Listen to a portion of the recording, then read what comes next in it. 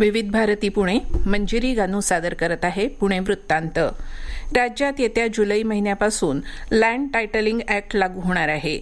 असा कायदा करणारं महाराष्ट्र हे देशातलं पहिलं राज्य असेल असं प्रतिपादन महसूल मंत्री चंद्रशेखर बावनकुळे यांनी आज पुण्यात केलं. भारती विद्यापीठाच्या 62व्या वर्धापन दिनानिमित्त आयोजित कार्यक्रमात प्रमुख पाहुणे म्हणून ते बोलत होते. शिक्षण मंत्री दादाजी भुसे, ज्येष्ठ पत्रकार राजदीप सरदेसाई यांच्यासह अन्य मान्यवर कार्यक्रमाला उपस्थित होते. शिक्षणाशिवाय विकसित भारताची संकल्पना पूर्ण होऊ शकत नाही. राज्य शासनानं कृत्रिम बुद्धिमत्ता धोरण राबवून 1,500 कोटी रुपयांच्या गुंतवणुकीचे करार केले आहेत. तसंच 1.5 लाख विद्यार्थ्यांना कृत्रिम बुद्धिमत्ता तंत्रज्ञानाचं प्रशिक्षण देण्यास सुरुवात केली आहे असं बावनकुळे म्हणाले. शिक्षणाबरोबरच विद्यार्थ्यांमध्ये संस्कार, राष्ट्रभक्ती आणि शिस्तही महत्वाची असल्याचं दादाजी भुसे यांनी अधोरेखित केलं. यावेळी ज्येष्ठ पत्रकार राजदीप सरदेसाई यांना दुसरा डॉक्टर पतंगराव कदम स्मृती पुरस्कार मान्यवरांच्या हस्ते प्रदान करण्यात आला. भारती विद्यापीठातील संशोधक, प्राध्यापक, कर्मचारी यांचाही यावेळी विशेष गौरव करण्यात आला.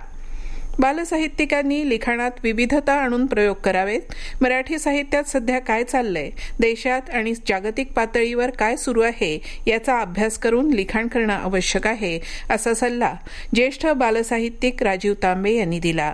अखिल भारतीय मराठी बालकुमार साहित्य संस्थेतर्फे राज्यस्तरीय वाङ्मय पुरस्कार प्रदान सोहळा आज पुण्यात पार पडला. त्यावेळी राजीव तांबे बोलत होते. यावेळी क्षिप्रा शहाणे, प्रिया फुलंब्रीकर, डॉक्टर प्रतिमा जगताप, डॉक्टर वर्षा तोडमल, संध्या देवरुखकर, पुंडलिक वझे, संजय काकडे, बाबूराव शिरसाट, डॉक्टर प्रसन्न दाभोळकर आणि बबन शिंदे यांना विविध पुरस्कारांनी गौरवण्यात आलं.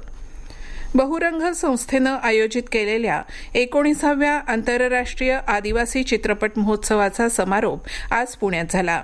ज्येष्ठ विचारवंत डॉक्टर श्रीपाद सबनीस, ज्येष्ठ पत्रकार अरुण खोरे यांच्यासह अन्य मान्यवर यावेळी उपस्थित होते.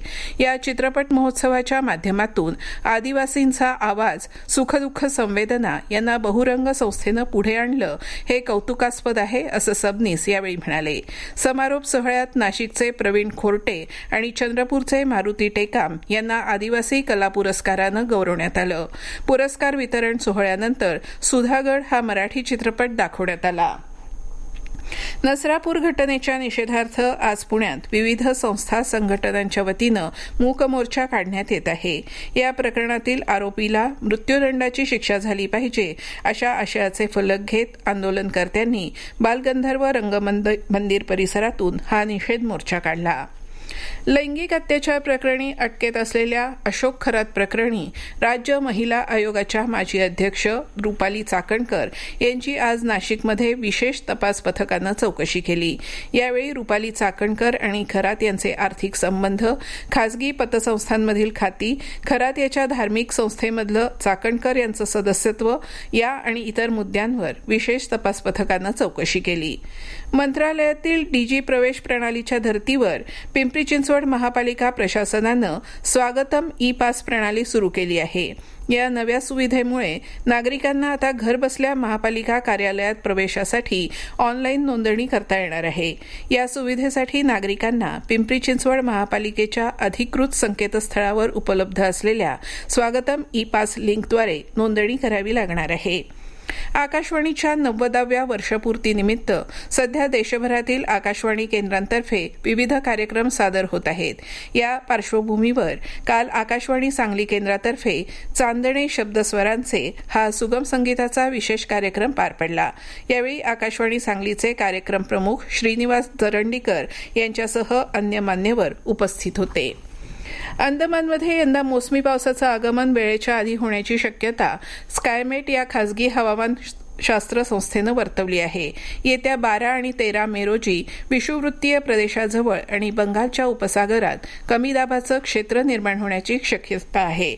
त्यामुळे मोसमी पाऊस नेहमीपेक्षा लवकर येणार असल्याचा अंदाज आहे. यंदा 14 मे ते 20 मे दरम्यान अंदमानात पाऊस येण्याचा अंदाज होता.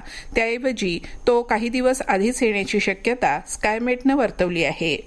पुणे शहर आणि परिसरात आज दुपारनंतर वातावरण काहीसं ढगाळ झालं. आज कमाल तापमान 41 तर किमान तापमान 21.7 नोंदवलं गेलं. उद्या कमाल तापमानात किंचित घट होण्याचा अंदाज असून दुपारनंतर आकाश अंशतः ढगाळ राहण्याची शक्यता आहे. हा होता आजचा पुणे वृत्तांत. उद्या पुन्हा भेटू ताज्या पुणे वृत्तांतमध्ये. उद्या संध्याकाळी 6 वाजता. नमस्कार.